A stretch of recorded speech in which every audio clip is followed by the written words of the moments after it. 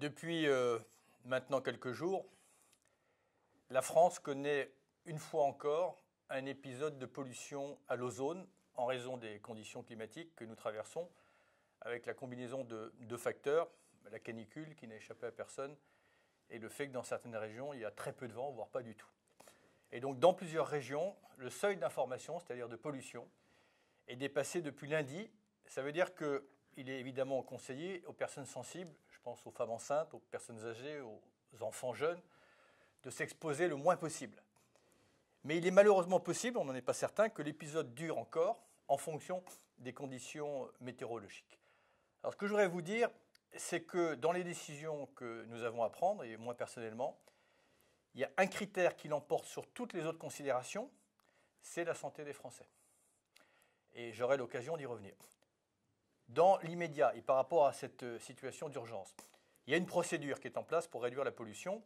Et d'ores et déjà, les préfets et les élus locaux ont pris les mesures d'urgence qui s'imposent. Parmi celles-ci, la limitation des vitesses, la réduction des émissions industrielles et le contournement des grandes villes pour les poids lourds. Mais parfois, ces mesures ne sont pas suffisantes, comme en Île-de-France. Et là, on a mis en place la circulation différenciée.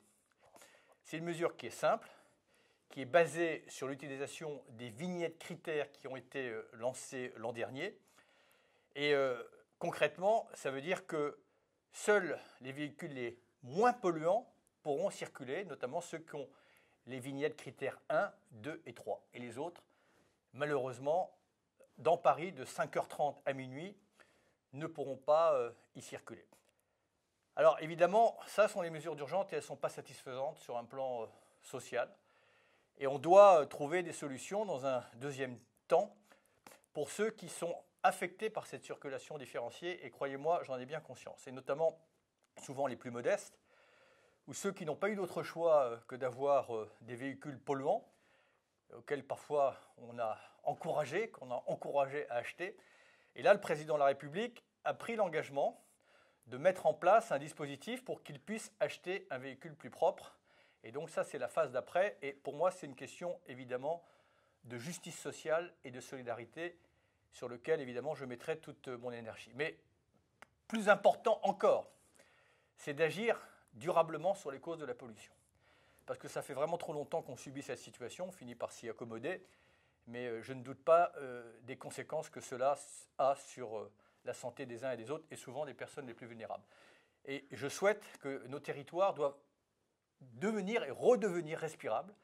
Et de ce fait, je compte évidemment travailler main dans la main avec les collectivités locales, volontaires sur ces sujets, mais bâtir également avec ma collègue de la santé, Agnès Buzyn, une vraie stratégie sur ces sujets de santé et environnement.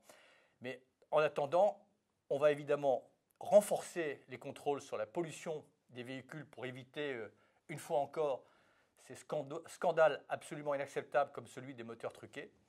Développer autant que faire se peut les alternatives à la route et favoriser ce qu'on appelle les mobilités douces, notamment le covoiturage aussi, et innover pour trouver des solutions pour dépolluer plus encore l'industrie et le transport routier.